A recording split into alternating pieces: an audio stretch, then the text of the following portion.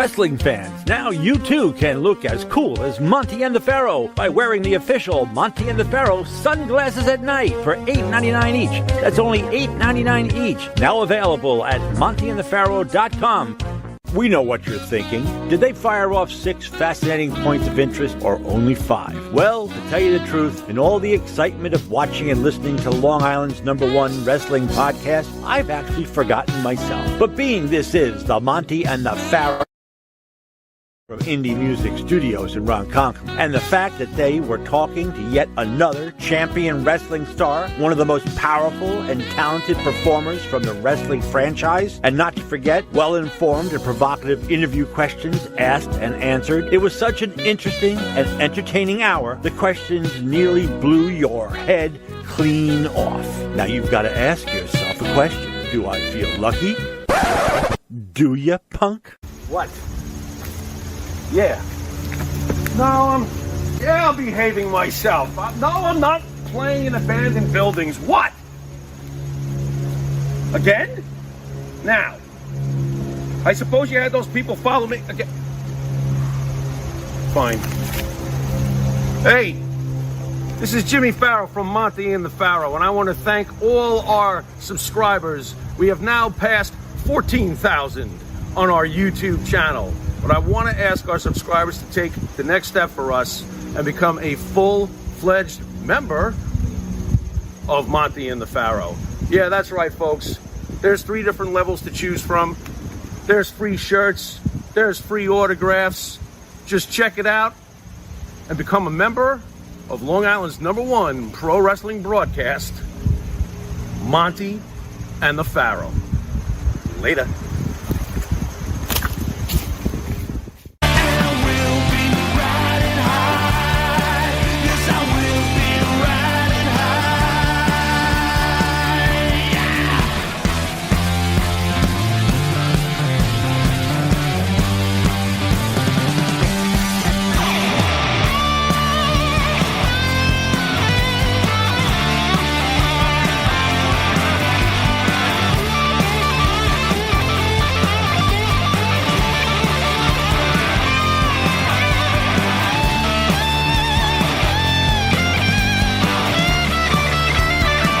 Tell me if he gets back on. All right, welcome to Long Island's #1 pro wrestling broadcast. Monty and the Pharaoh, seen here every Thursday from 9 p.m. to whenever. And at the board is the super producer, Matthew Ice. Matthew, how are you, sir? I'm doing excellent as always, although my nose is a little stuffy. A little stuffy from the Dusty. Yep. So if you They're hear doing me some sneeze, rebuilds everyone, here in Indie Music TV. So that white stuff on his nose is dust. It's dust. Interesting, dust. Matt. It's I not thought you were cocaine. taking up a new recreational drug with that. confirmed So they're putting up dust. a new green screen in For here, and they're dust. doing a whole bunch of good old, Yeah. cool old Yeah. stuff here. Yeah, they be working. If you didn't know it, this is the start of the show, Mr. Jimmy Pharaoh. Jimmy, how are you? Just ducky. What's going on? Are you very excited for our guest, Ahmed Johnson? Yeah. Yep. Formerly from the WWE and Yes, sir. WCW And the Dallas Cowboys. and the Dallas Cowboys. Yep. Psyched. This might be the finest specimen as far as muscles that ever walked into a ring.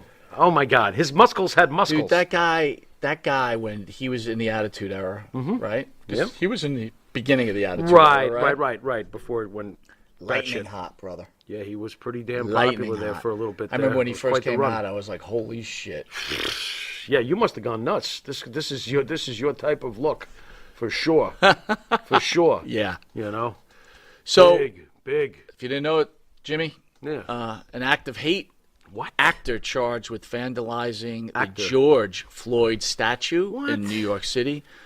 I don't know if I pronounced his name right, but Micah? Mikal Beals, Yeah, Micah 37, Beals, was all right. charged with criminal mischief after surveillance video showed a white man on a skateboard splash gray paint on a statue of the city's Union Square, then fleeing on October 3rd. Well, that's a dick move.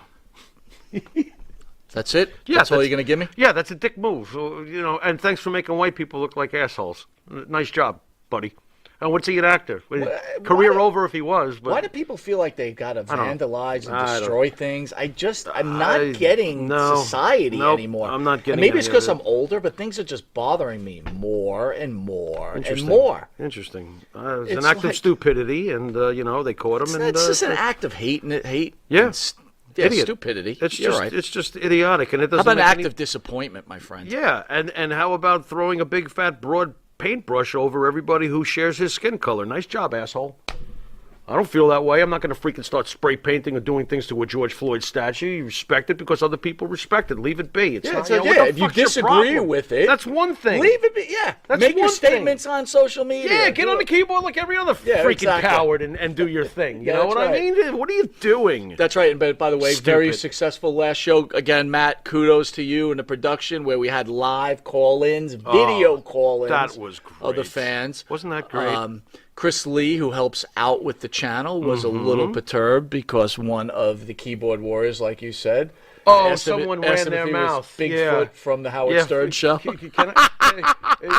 How did you handle that? By the way, I mean, how did I handle it? You usually I said, "Hey, Chris, you're famous now. Deal with it." That's what I wrote him. Interesting. Well, Chris, don't take it to heart. There's a lot of assholes out there. Anyway, guys, gotta. You wouldn't believe the things they say about me, man. You gotta have thick skin. Come on, yeah, bro. Don't worry about it. You're gold in our eyes. I'd like to thank the band that sings the theme song for Monty and the Pharaoh, our own Jimmy Farrow, along with his partner Bart Griggs. They make up the band. Wisteria Hall. Wisteria Hall's getting a lot of love, man. Yeah, what's going on? You got the opening theme for the Tony Atlas show, which is every Tuesday at 9 p.m. That's doing very well. Finest Hour. Thank you. You've got the opening theme song for Macho the Man Days with Days. Heartless Man, I do believe. That is correct. Not bad, man. And obviously the theme song for Long Island's #1 pro wrestling broadcast, Monty and the Pharaoh, Riding High. Yeah, but of course. We're kind of petitioning the WWE to have Becky Lynch use Riding High as her new theme song. I'll tell you what, the words fit her character a lot better than whoa, whoa, whoa, whoa. Don't put down whoa, whoa. What does that fit, though? I mean, you can put that to anybody. Mike's making toast for breakfast. Whoa, whoa, whoa. It's a good song.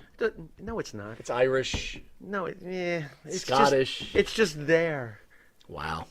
She's awesome. The music. Download Wisteria Hall's songs such as In My Dreams, This Life, Not Far Behind, Here Comes the Rain, and you could find their music on the Wisteria Hall YouTube page. Please hit that like and subscribe button. Thank you. Also go to Spotify, Apple Music. I keep screwing that up. Reverb Nation, download their music. And if you didn't know it, you are watching Long Island's #1 pro wrestler broadcast, Monty and the Pharaoh. Yeah. You can catch us on the Monty and the Pharaoh YouTube page, Monty and the Pharaoh Facebook Live page, Monty and the Pharaoh iHeartRadio. Or you can listen to us on iHeartRadio, Spotify, Anchor. Catch us on the Monty and the Pharaoh Twitch TV page. Also, if you live in New York, on New York Cable, 80,000 viewers weekly. That's right. 80,000. Yep. Eat your heart out, TNA. There you go.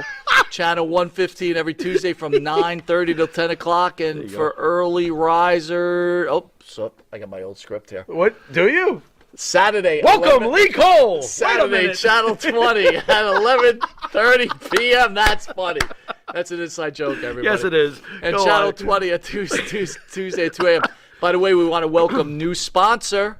What? John Cena Sr. with his $1 million hot sauce joining our list of sponsors. I'm sure the big fat whale is not enjoying that.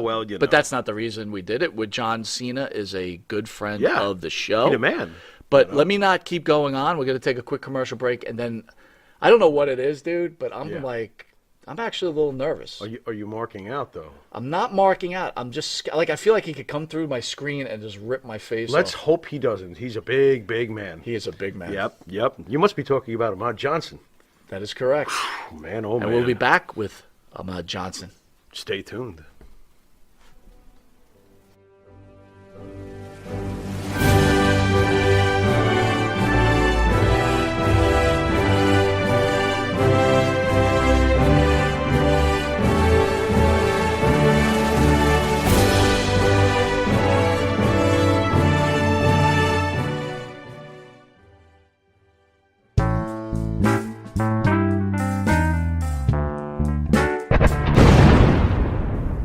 Hi, it's John from Under the Table Hot Sauce. I'm here with my friend, the star of the show, Jimmy Farrow. Yeah, what's up, JB? Nah, nothing. It's been a hot summer, and for all your barbecue needs, you can go to underthetablehotsauce.com. 13 unique flavors to choose from, created and bottled in a Long Island kitchen. Underthetablehotsauce.com.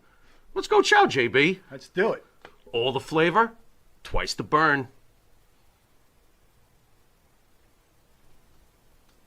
All right, welcome back to Long Island's #1 pro wrestling broadcast. Monty Nefaro, produced out of Indie Music TV in Long Island, New York, where we're welcoming future, in my opinion, Hall of Famer. There you go. One of the most influential professional wrestlers of his time. Okay. Ahmed Johnson. Mr. Johnson, how are you, sir? I'm fine. How are you? All right, man. Thank you for joining us. This is really an honor that you take your time out and shoot the shit with Monty Nefaro. How you holding up out there, my friend? How's everything going in Texas? How you dealing with COVID and everything else that's going on in the world? Oh, everything is beautiful out here, man. Life is good. And the COVID, stand away from the COVID. Went and got my shots, and I'm good to go. And how you staying away from COVID? Like, do you just not get around people, or what do you do? No, I already got my shots already, so I don't fear them too much. Okay. All right, well, we got to be careful about talking about COVID on this channel because we were suspended for Missy Hyatt's views on COVID-19, so that didn't go well. Uh-oh. Yeah. Yeah, I guess you're not allowed to speak about anything in the United States anymore. It seems like that. What's Ahmed? What is the Texas mindset with the coronavirus? What's it been like in Texas during the last couple of years since this all started? Well, it's been everybody's been pretty much staying at home. All the little restaurants and stuff are closed down. Okay. But they're all back up and going now. Everything seems almost back to normal, except we're having a big fight with the school board as far as, whether the kids have to wear masks or not. Okay. Where are they at in Texas at this point? Are they making them wear masks, or is it still up in the air? They were until the school board took them to court. Okay. And now our great leader said that they don't have to wear masks. And that's sad coming from somebody who had COVID. Well, I was actually just talking about that with my wife, right? It's like, even though people are vaccinated, they still should social distance to a certain level and wear masks when out in public, right? Because, again, we all want to protect each other. Yeah, good. I'm glad you do. Not that I would argue with you, man. You're scaring me just looking at you on video right now. Wait a minute. Can I see him? Oh, my God. Yeah, he didn't shrink at all. Well, are you still working out all the time? I mean, how long is your workout every day? No, man. All right, then explain. How come you're still so big? Well, how's that work? Just genetics. Okay. You're not throwing around cars in your spare time or anything like that? No. I cut that out about 6 years ago. So you mentioned genetics, right? Can you tell me about mom and dad? Tell us a little story about mom and dad, where they came from. Well, they were both from Florida. Okay. And my dad was a big man. And my mom was short and stocky. Okay. Did Pop play athletics? Athletics for Dad growing up? He played a little football. Okay. At what point At what point did you decide you wanted to be a wrestler? When does that come into play? Oh man, that wasn't until later on in my life. Okay. Like when you guys first seen me debut, I have been wrestling for like maybe 2 years. Mm-hmm. So you took the fast track. Yeah, I did. It was pretty fast. So you played for the Cowboys, right? And then you kind of you were trained by Scott Casey and Ivan Putski. Were you kind of embarrassed about getting into wrestling, being that you came from a football background? No, not at all. I prefer it, honestly. How come? Because the guys were, kind of to themselves, in football, you got to get around all these jolly old guys, whether they like you or not, and the wrestling, you can basically be who you are. which was more difficult for your body? I would assume NFL football. Am I? Yes. Okay. So you Yes, found wrestling. because Go ahead. because you didn't have to work every day. You know what I'm saying? And wrestling is every day, so you're going to expect injuries. But playing football, you didn't have to do it every day. But during practice and stuff, you get injured. What years were you with the Cowboys, or what year were you actually with Dallas? Because I'm trying to pinpoint the year here to ask you about the team itself. Back in '99, you got me thinking. I'm getting old, man. I hear you. So Happens am to I. all of us. Yep, happens to the best of us. Was this with Aikman and Irvin by any chance, and Smith? No, it was right before them. Right before them. So how about Jimmy Johnson? He wasn't in there yet either, Jimmy Johnson, or the coach? I think Jim Johnson was. I think Jim Johnson was in there. Okay. Any memories of Jimmy Johnson? Just wild. He was teaming with me. Wild, he might come from the University of Miami. He's a wild and crazy man. It's a wild and crazy man. I can believe that. So you get trained by Scott Casey and Ivan Putski. Can you tell us? Scott's been in studio. Can you tell us a little bit about Scott, and can you tell us a little bit about Ivan? Ivan was the kind of the hardcore shoot type of coach. And Scott Casey, I never got trained with Scott Casey. Oh, okay. I had heard that Scott Casey also trained you. No, I trained with Ivan Putski. Okay. So let And me that ask was- you. Let me ask you this about Ivan. Ivan was known for never letting anybody get over on him when he was here in the Northeast. Did he at least let you beat him up when training? Nobody went over on him. Ivan's very consistent. He probably fed you his Very son, though, right? consistent. Oh, No, he would even watch over Scott. I mean, it was like you didn't want to really compete against Scott because his dad was going to let him win. And I remember Ivan jumping on one of the wrestlers backstage and getting hammered, man. The wrestler hammering him. Wow.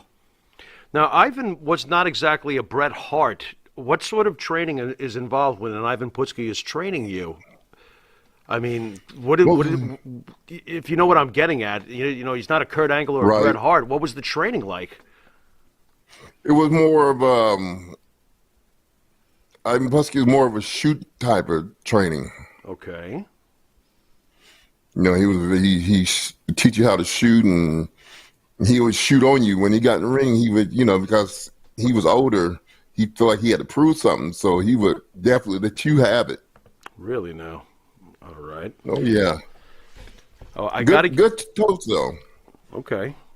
I got to get this in because I'm not sure the folks at home realize this. You were the first African-American singles champion in the WWF when you won the WWF Intercontinental title. How do you feel about that? That's pretty major, my friend. Yeah, that was super good, man. That's why when I gave my speech, I wanted to make sure everybody understood I wasn't doing it just for one race. I was doing it for all the people who, like your fans, the people who are into the sport and people who feel like they have something to prove. Because that was a major deal, especially up here. I don't know how much you know about the history in the WWE, but like when Tony Atlas and Rocky Johnson beat the Wild Samoans, that was such a huge moment, and I would put your moment as winning the Intercontinental title right on that level. Yep. When you look back at your career, do you still just realize how important that moment was?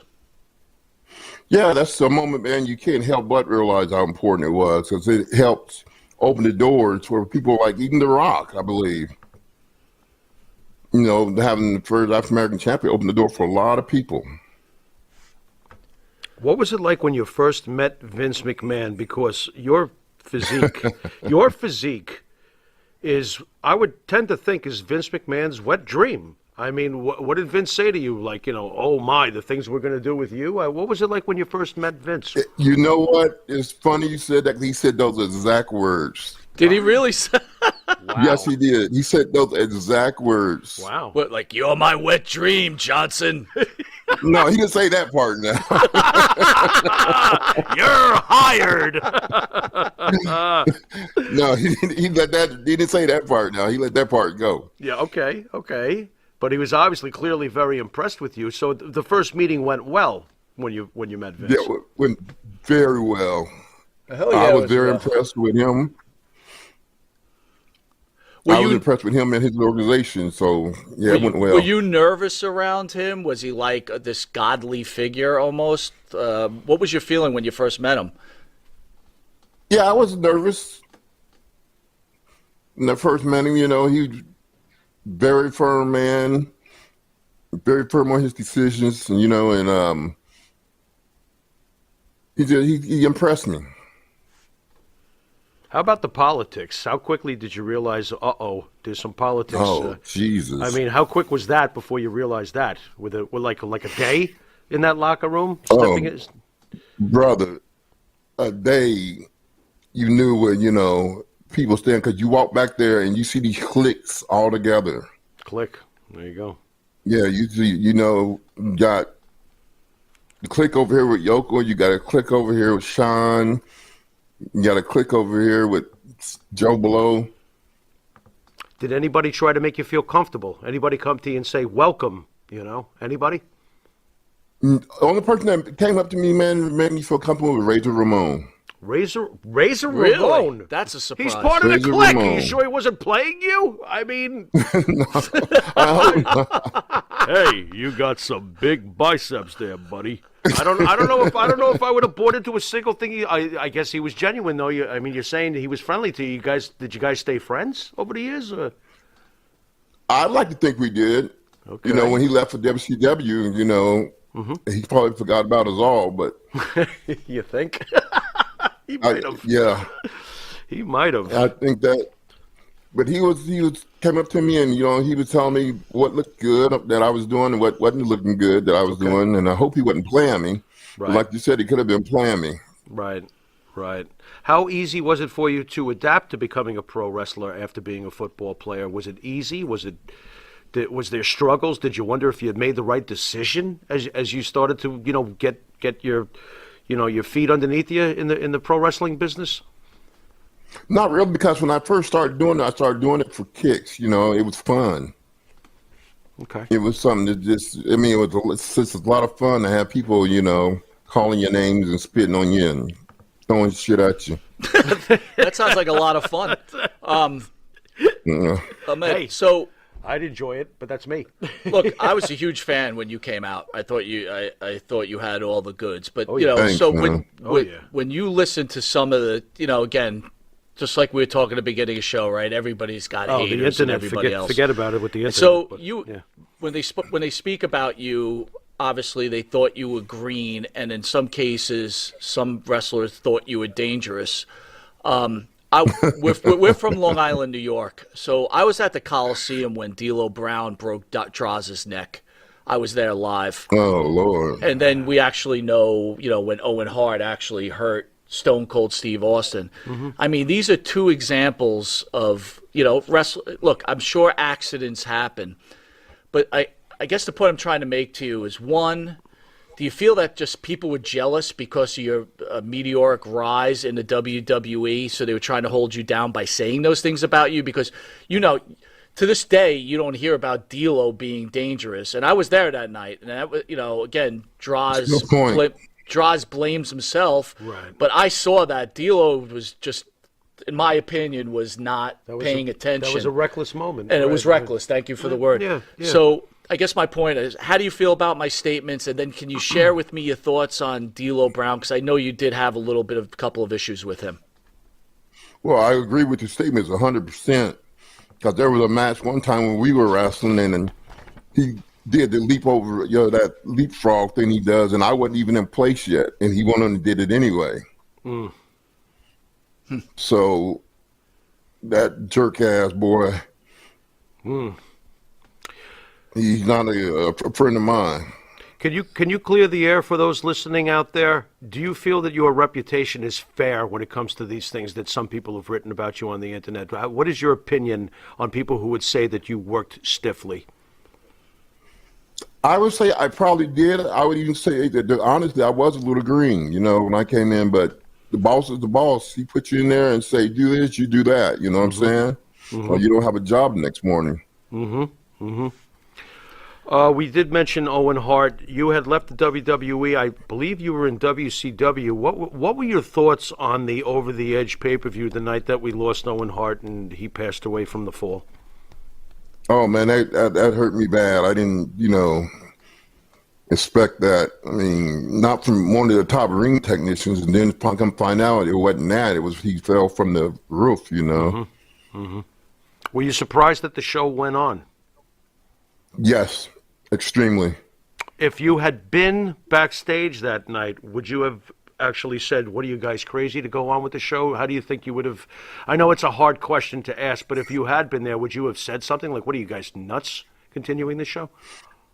I think I would have said something, but I can't lie to you. If that's what the boss wanted, was to continue the show, right, then that's what you have to do. Right. I can't lie to you and say, I'm all, no, I would have stood there and fought back. I got you. I got you. Were you close with Owen in your time in the WWE? Oh, man. I was his king of ha-has. Really? Yeah, he used to play ha-has on me all the time, man. He used to get me good, man. Can you share one of those stories? Yeah, what'd he do to you, if you could share? Well, one time we were going, it was WrestleMania. 13, I believe. Man, that's how old I am. Jesus Would Christ. you stop? Oh, my God. Okay. And, all right, so it was a little while ago. I'm with you. Go on. Oy. And we were getting ready to, go in there, everybody's getting ready to do what they have to do. And my phone rings, and it's a Jay Leno show. So I'm like, oh, that's cool. And so he tells me, hey, this is Jay Leno show. We want to see you to the studio tomorrow at such time, such. I'm like happy, man. I'm just excited. And then come to find out, I get all dressed up, man, and I went and brought a new suit, some new jewelry and everything. Then come to find out, I walk outside, and Owen and Davey Boy's outside. And I'm like, why are they out here? What are they waiting for? And I'm sitting there like an idiot dressed up with no place to go. And then Brett walks out and starts laughing and tells me, man, Owen didn't play the game, ha-ha on you. Owen did that, man. That wasn't no Jay Leno show. And they laughing, man. I mean, they're in the bushes. They done laugh so hard. Did they take you out to dinner at least? You're all dressed up. No, they didn't do anything but run. Run! Oh, my God. They got out there. Yeah, you show them working stiff, right? Oh, my God. Yeah. All right, we're going to be right back after this commercial break with, in our opinion, future Hall of Famer, Ahmed Johnson. Should be. See you in a sec, folks. And APB, American Protection Bureau, voted #1 best on Long Island for all your security needs. Call 631-390-9050. That's 631-390-9050. APB. The Monty and the Pharaoh Show is brought to you by... Because wine is your second favorite 4-letter word. California wine, New York attitude. Good fucking wine. Yeah. And Nitro's Garage for all your automotive needs. Call 646-675-2349. That's 646-675-2349. For all your automotive needs, Nitro's Garage. Ask for Jack. All right, welcome back to Long Island's #1 pro wrestling broadcast, Monty and the Pharaoh, where we have the honor of having with us WWE, WCW superstar Ahmed Johnson. So it's funny, Ahmed, I was thinking about you when you were with the Road Warriors. Wow.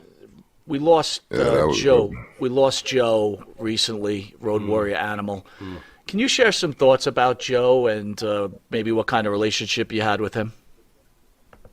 Well, he seemed to be a quiet type of dude, man,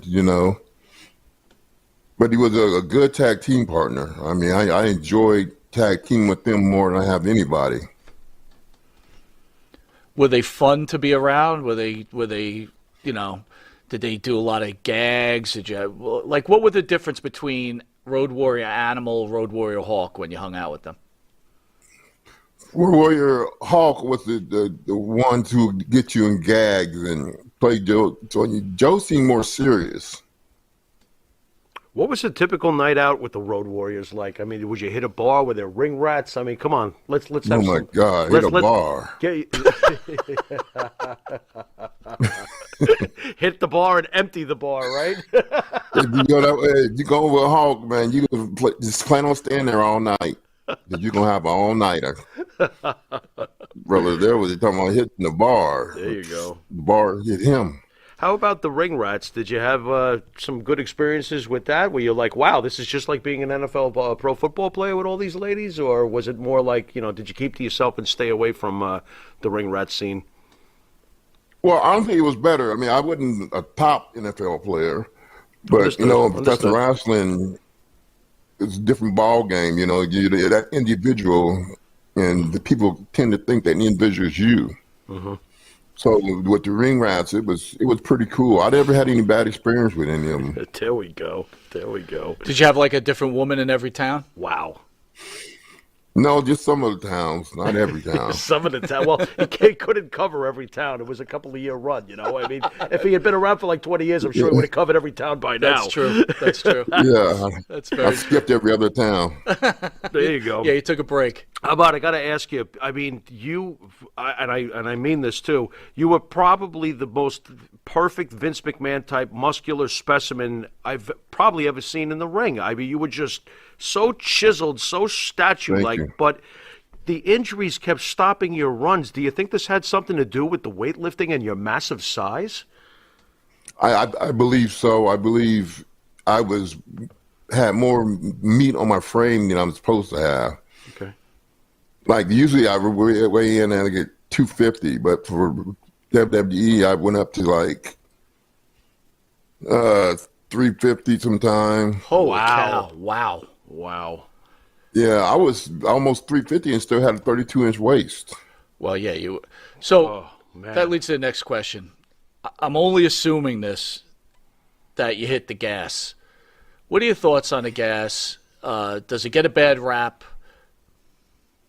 No, it doesn't. It's exactly what it says it does, Especially if you don't know what you're doing. If you don't know what you're doing, you can hurt yourself real bad. Now, did you feel like you had to take the gas in order to become more popular and make more bucks at the WWE, or it was just something you did?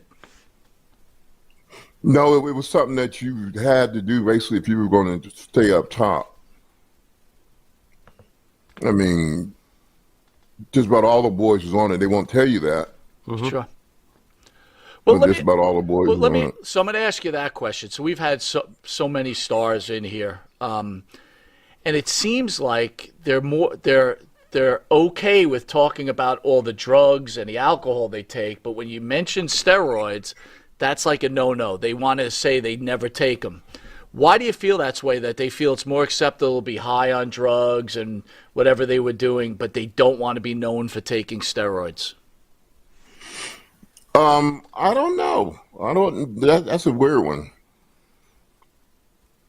I don't know why they would be more accepted to say they were taking. They seem pretty insecure about it, like they don't want to be like, called cheaters, that their body was, what you were looking at. Maybe it's that. I'm not sure. Yeah, I guess to add on that, you're not ashamed to tell people that you took the juice, right? I mean, it's obvious. But Yeah, I took tests, and that's the only thing I ever took. Mm-hmm.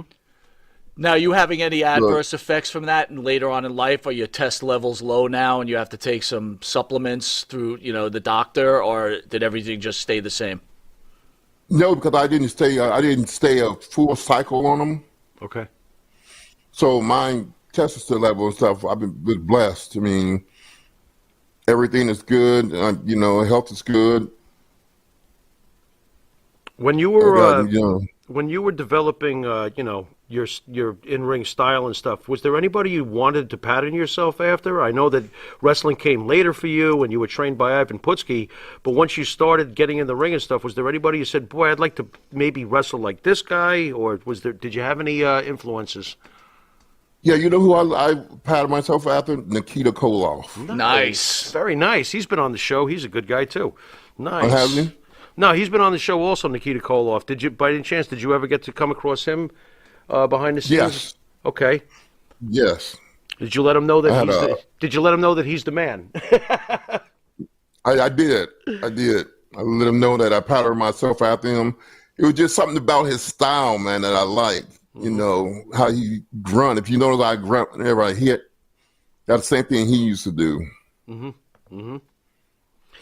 Now I have Nikita Koloff. Oh, he's awesome. I have a strange question here. I want to see if you remember this. There was an incident where you, Warrior, and Shawn Michaels were going up against Camp Cornette. Oh, Yes. good old Jim Cornette. You want to tell us what you remember about a fan jumping the ring and you basically scaring the shit out of him? Yeah, he was about to jump in the ring, and then we ran over to the edge where he was, and he scattered, man. He changed his mind real quick. He's out out of here. Screw that, man. He's out of here like shit through a goose. That is hilarious. Yeah, I was figuring, you a badass to jump, you done got this far, come on in. So let me ask But you. Let me ask you that, Ahmed. So you're a scary looking guy, right? Huge, and boy, you could put a scowl on. I mean, talk about. Oh yeah. Look, you were a great face, but I could have really felt like you were like a super heel too. Yeah. Oh yeah. Is that your demeanor in real life, or is that just an act? That was just not. Wow. Did you prefer Would you have preferred to be a face or a good guy if you were the guy writing the script? A good guy or bad guy? I would have liked to try the heel spot for a little bit. Yeah. But they never let me. Who would you pick as your manager? Oh man, who would I pick as my manager? Come on. I bet you wouldn't be Jim Cornette. No, for sure. That jerk off. And don't worry, man. He's not a fan of ours. Yeah, either, he don't like so us it's at okay. all. So you can say whatever you We're want. all in the about same him. boat. No, together. you don't like me. There you go. No, he's not a big fan of ours. He don't like me, and I never done anything bad to him, man. I mean, I respected him when he was there, and Right. he still talks shit about me. So Yeah. Well, because each his own. he's that wrestling purist, right? It's like, he probably thought you had to do your dues or something like Wrestling purist. whatever. He used a tennis racket to hit people. He's Yeah, a wrestling right. purist. Holy armbar. So Farrell Oh, brought up my God. Farrell brought up Shawn Michaels, right? So Shawn had a lot of control back then. Was he one of the guys trying to hold you down? And what was it like dealing with the clique during that time? Oy. yeah, trust me, if Sean see anybody finna go up or up the ladder, he was going to hold him back. So he had his hand on me for a while, trying to hold me down. Now, did you understand that? Or, honestly, why didn't you just go kick his ass? No, that's a good question. I mean, in the beginning, I didn't understand it, but later on, I got to see what the clique was all about. And it was all about President Sean running the nation. President Sean running the nation. Interesting. Did you ever feel that... How do I put this? This is not an easy thing to ask, but I'll give it a shot. Did you ever feel that those guys would ever get the hell out of your way at any point, or did you just feel frustrated? What do you do with something like that? I mean, you know that damn well that they've got Vince's ear. Did you ever try going to Vince? Did you ever try to do anything about it? No, I just let it play out. Because I feel as though, if he got too far with it, then I was going to have to do what I have to do. I mean, we're getting a lot. He didn't, Go ahead. Go ahead. Go ahead. but he didn't go too far with me with it. Okay. We're getting a lot of gold dust questions. So what was your relationship with Dustin, and did you want to slap the shit out of him when he kissed you on the mouth? Yeah. Hey. Yeah, first of all, I didn't even realize he was going to even do that. You know, he kind of, we rehearsed it, and he put his hand over my mouth, and he kissed his hand. But, you know, when we went live, he thought it would be funny not to put his hand there, and he did it for real. And unfortunately, some jobber at the door had to pay for it because he got out of there. He grabbed his bag and went straight out the back door. Wow. But no, Dustin's, I mean, he's cool with me, man. I got no problem with Dustin. So let's go back to President Sean. How did you feel about like some of the other things he was doing, like having sex with Sonny while Chris Candido was in the wrestling ring and things like that? Did you know that stuff was going on? Oh yeah, it was obvious. She would disrespect Chris so bad right in front of his face, man. Did you feel like saying to Chris, like, what are you doing? Like, don't you see this happening? No, because we weren't that close. I mean, not close to the point where, you know, I would speak on his relationship. Tell us your thoughts, since we're on Shawn Michaels right now, about the Montreal Screwjob. Oh, man, I felt so sorry for Brett, man, on that one. Because I couldn't believe they were going to do that in his hometown, man. Did it give you second thoughts about the business in general? Yes, it did. It played a big part in my decision when I left. How was Bret Hart towards you behind the scenes? Just curious. He was cool. It was Brett. No, I didn't have a problem with him. So did you were there? You were there at the time of the Montreal Screwjob, right? Right. Did you even go to Vince and go, what's going on? Or did you ever talk to Undertaker about that? I mean, what was the feeling in the back? Like, a couple of people didn't show up to Raw that following night. Like, did you say anything about it? And could you tell something strange was going to happen that night? Could you tell in the locker room something strange was going on? Yeah, because the clique kept getting together. Okay. You know, and that was, they got together more than usual. They always got together, but this was more than usual. So you knew something, you know, you had this funny feeling something was going on. But yeah, I did speak out during our meeting the next day. I did speak out against, you know, what I thought was wrong, you know, that was. And what was said to you? What was said? Who was leading the meeting when you spoke out? Who was speaking up, and what was said about it? Vince was leading the meeting, and basically his answer was, you know, if you don't like what we're doing here, move on. Wow.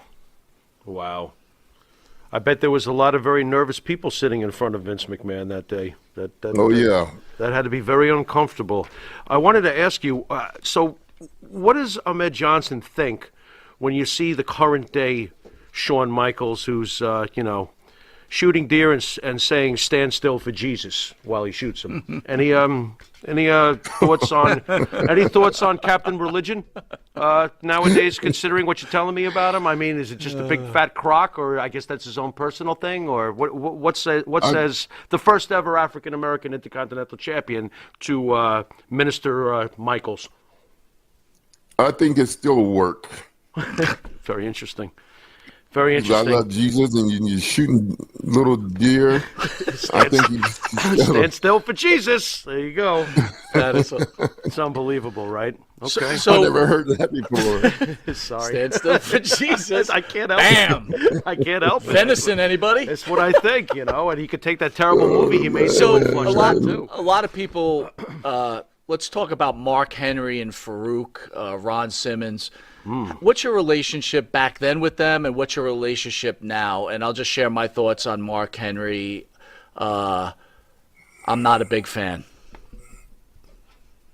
Right. Well, we never really got a close relationship with any of them. I kind of stayed away from the nation also. How come? Because there was another clique. Another clique. It was a clique, and it was a clique built more on racism than it was anything else. Really? Wow. Wow. But you hear stories about Ron Simmons, like, teaching everybody and dropping knowledge on them and helping them with their careers. Here you are. You're this young guy, totally hot. He's got the world at his feet, just needs to be guided a little bit and taught. Sure. Where was Ron Simmons for Ahmed Johnson? He wasn't there. He wasn't there at all. Thoughts on Mr. USA Tony Atlas? I never really met Tony Atlas. Well, we got to fix that, Mike. Yeah, that's for sure. We're going to have to fix that one for you. I just want to go back to Ron Simmons Sure, again. sure. Why do you think he wasn't there for Ahmed Johnson? He seemed to be there for everybody else. Out of jealousy, because you remember he was the first black champion in WCW, wasn't he? Or am I speaking wrong? You are correct. You're correct. You're correct. And then I became the first black champion in WWF. And it was jealousy pure. He even said on one of his interviews that he was jealous. Interesting. And did you feel that he was jealous at the time, or you just didn't care what anyone thought? I really didn't care what anyone thought. I mean, as long as you kept to yourself, I didn't care. Boy, that had to be an interesting balance for you. You clearly had the support of the owner, yet you were dealing with the bullshit from all the employees. That had to be different. Right. Wow. Yeah, it was. Strange, man. Because they didn't want a young, dude coming in there taking spots and this, that, and the other. And that's what happened. I came in, and they saying I came in, too early, and which I wouldn't doubt it, but I came in there willing to learn. Were there ever aspirations or any revelations from Vince that he might have had you becoming a world champion in mind? Was that ever thrown your way in the back or discussed with you about the possibility of you becoming WWF champion? That was the rumor.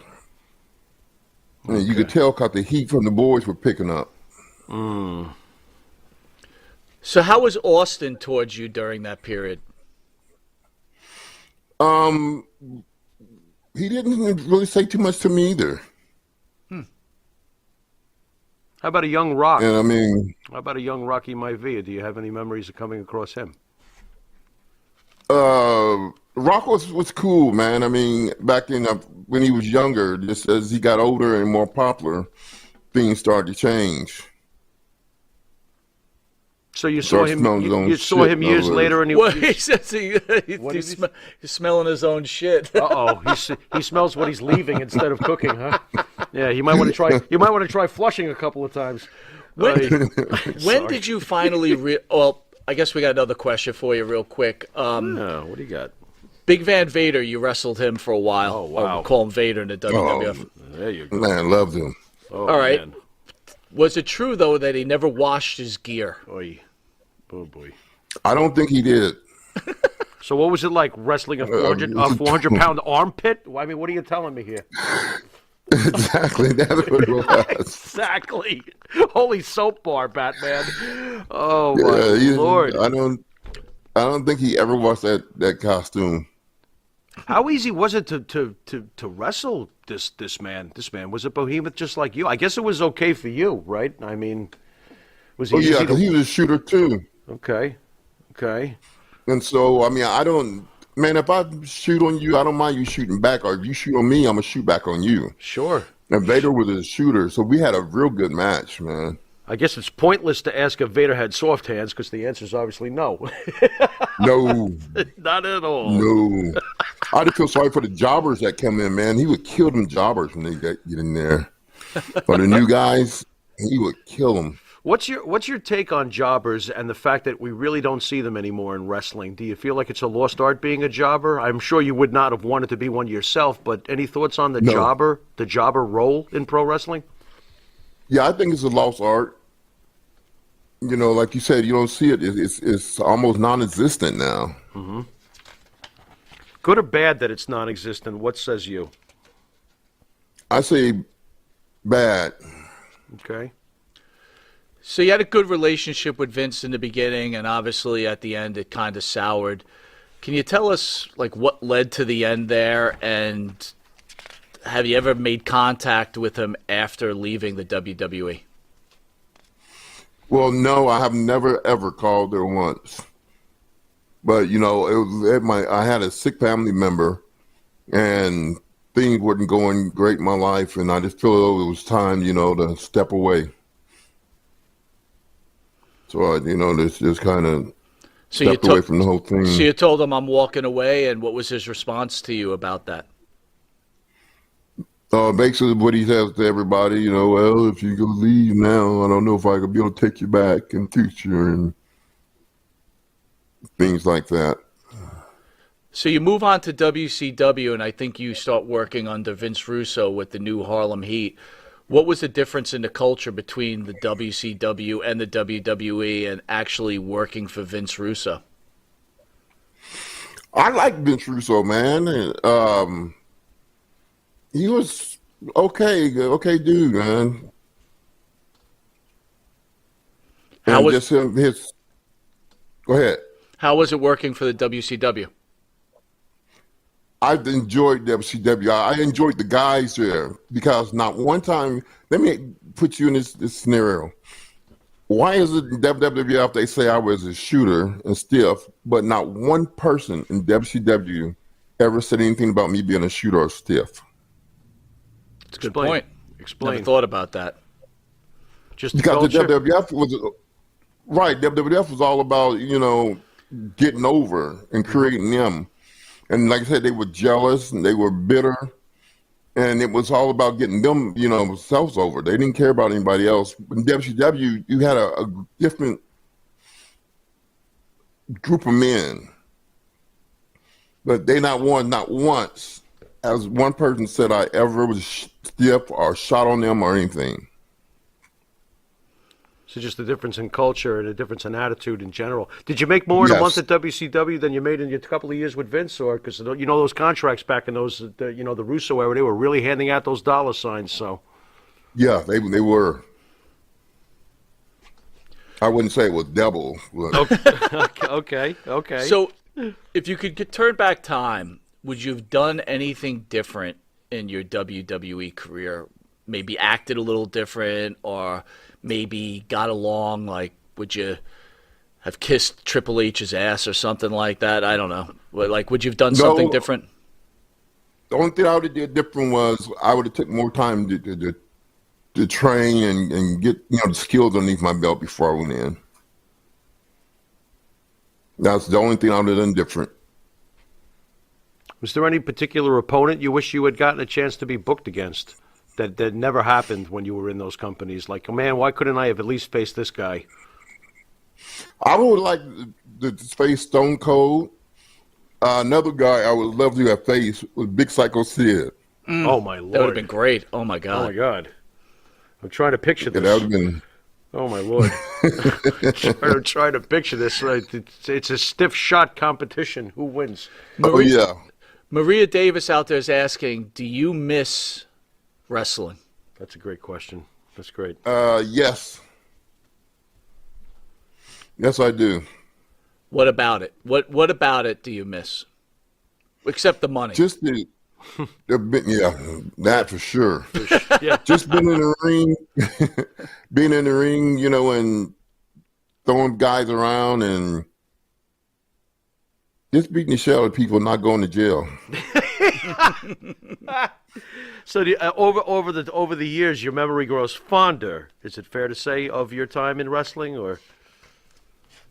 Yeah, it does. Once I think back about being the first African American and what it really meant, and how many doors it did open, I really enjoy that. Well, I could tell you that the fans enjoyed you, that's for sure. I'm going to name a couple of wrestlers that have passed that you probably have worked with. If you could just share some thoughts on them. Brian Pillman. Wow. Oh, wild man. This is a wild man. How about China? China was very cliquish. if I can say. So it was almost like standoffish with her, because she was just running with those guys. Right, and it was oozing out of her. I mean, it was China all the way. Who else you got, Mike? He let her start, beating up men, and she, started letting that go to her head. Mm-hmm. How about Sean Waltman?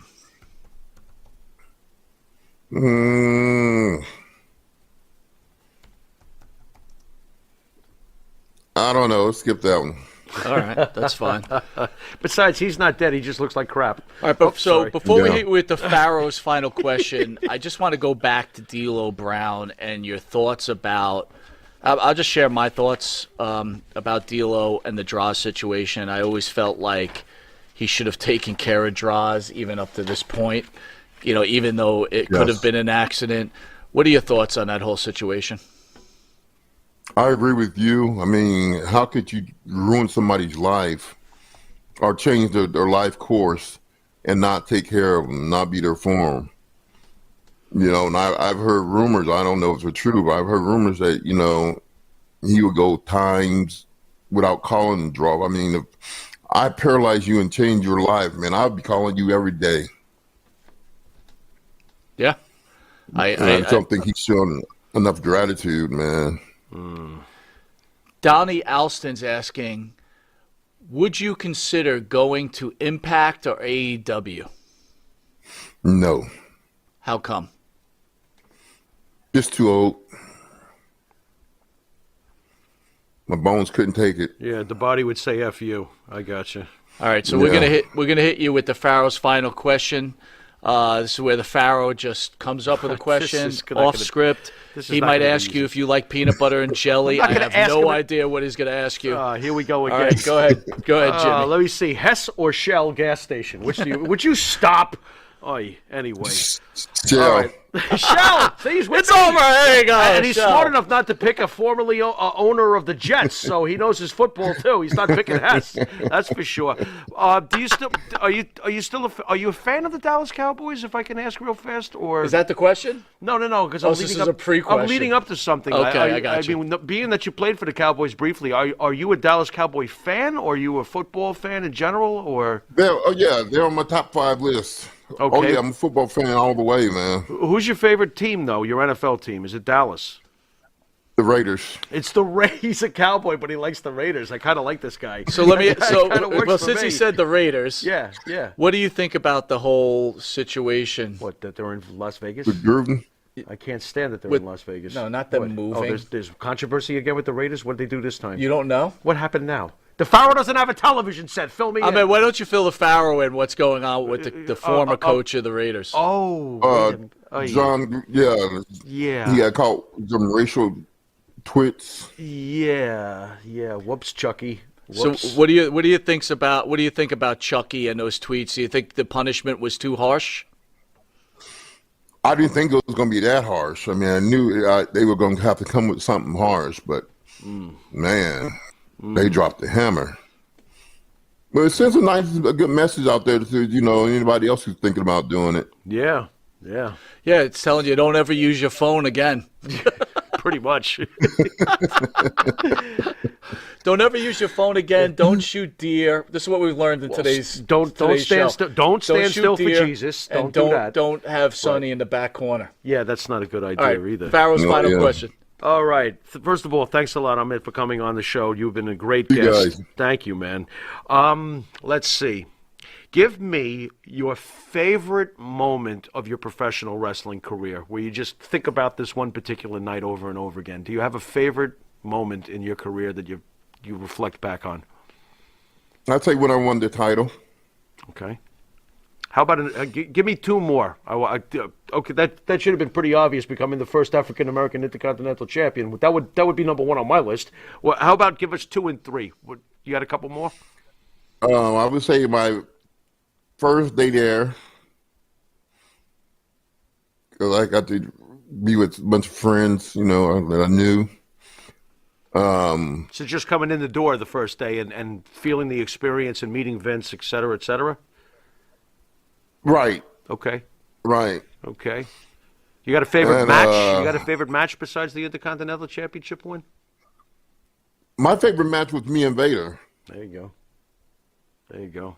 Thoughts when Vader favorite passed? match. Real quick, your thoughts when Vader passed away? Oh, just sad.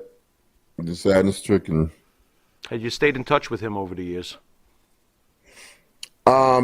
We did talk at conventions and stuff like that when we would get together at conventions and autograph signings. And on the subject of conventions, any shot of getting you out here on the East Coast anytime in the next couple of years? Because I heard you like to hang out in Texas, throw cattle around. Yeah, brother, I'm definitely gonna make a trip out to New York. Awesome. Yeah, you got to come up here, man. We're Please fans come are up here. dying to see you. That's for sure. And then we can get you and Tony Atlas to say hello and probably eat some lousy. Were you going to take them to Checkers again, Mike, or we'll take them to a good place? Checkers. This guy's out of control. Ahmad, I want to thank you again, sir. Thank you for taking the time and coming on the show. What an honor. And Yes. I got to tell you, I'm hoping to see you in the Hall of Fame. I'm hoping maybe you and the McMahons could maybe make up because your importance to this industry is huge. Of course. And it's great that you were part of the pre or close to Attitude Era because it was important. But it's a shame that you had to deal with all the bullshit that you had to deal with. Right. Yep. Thank you so much for coming on. Thank you. All right, man. Have a great night and be safe, okay? And hope to see you soon. Oh, you too. All right, thank you. You will. All right, Thank be you. well. All right, man. He's awesome. Awesome. Yep. Kicks ass. Now I have to go home and binge watch. Now you have to binge You watch. know I'm going to go home and binge watch now. I hope everybody enjoyed that. Absolutely. What a great man. What a specimen he was. Oh, my God, what a specimen. But you know what? Oh, my God. Completely honest. Yeah. But like honest to a point, but didn't get too deep into anything, right? No, he's smart. That was smart. Yeah, that's for sure. That's for sure. Smart man. Absolutely. Now, you know what I was going to ask him, but you would have slapped me. You know, the Farrell's final question? Go ahead. Tony Romo, thumbs up or thumbs down? Because I think Tony Romo was a pretty damn good quarterback, but I wanted to hear it because he played for the Cowboys. Well, it's funny. I figured I better not ask that, I didn't though. want to insult him because I think he was part of the Cowboys in that 1-16 or 2-15. That's not his fault. No, but I'm saying not it his wasn't. It fault. was pre. It's just a shame. Phil, that he didn't thank get- you. I'm glad. I hope everybody enjoyed the show. Was it seemed that like Phil? everybody enjoyed. Wait. Was that Phil DeCesare? Because that's how you say his name. We see you learned, right? Of course I learned. Maria, thank you so What's up, Phil? much. I really enjoyed it. I was a huge fan of him. I know you were.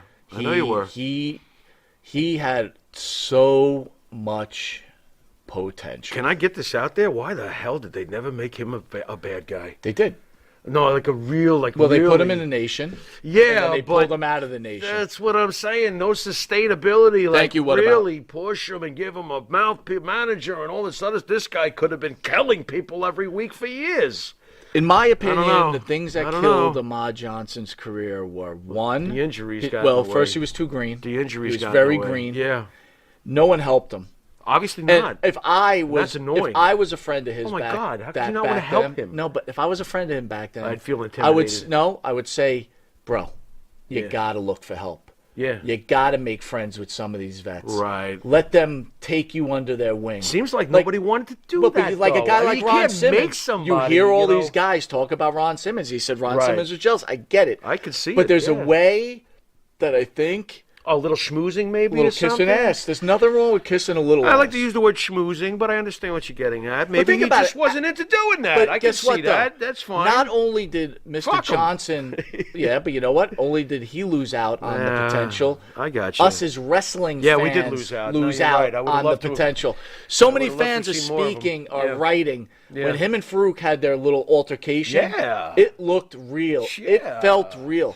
Right? That you can't buy that type of No, stuff. you can't. So if You you just can't. could have just settled in a little bit, again, we all could do something better. Right. But Right. but for the short career Right. Mr. Johnson had, What a meteor in the sky. thank you. What a meteor in the sky. Absolutely. Yeah, so thank you, sir. Luce, thank you for joining What's us. up, Luce? I'm glad you guys all joined. Just a couple of show things to speak about. So we're on next Thursday, and then we're on the next Thursday after that. And don't forget, every Friday you have This Week in Pro Wrestling. Yeah. And then live in studio we have the following Saturday, which is, hold on, maybe I should have it up on my Hold script. on. Hold on. Hold on, Triumph. great. Yeah, I was just thinking Hold on. Triumph with Mr. Rick Emmett belting away. We've got. Did I have It's it a couple here? of it's a couple of weeks from now. Hold on. No, don't say that. Matty, pull up the date. Matt's like, He's like, damn you, Monty. he's like, leave me alone. So we I think it's like November 12th. We've got Okay. PG. Up. Got it right here. November 12th. Bill Thank you, Dundee Matt. and PG-13. That's a Saturday, 8 to 10 p.m. Nice. And November 20th. Here we go. Baby Doll and Ranger Ross Like in studio. Baby doll, you're going to be marking out all over the place. Oh, my God.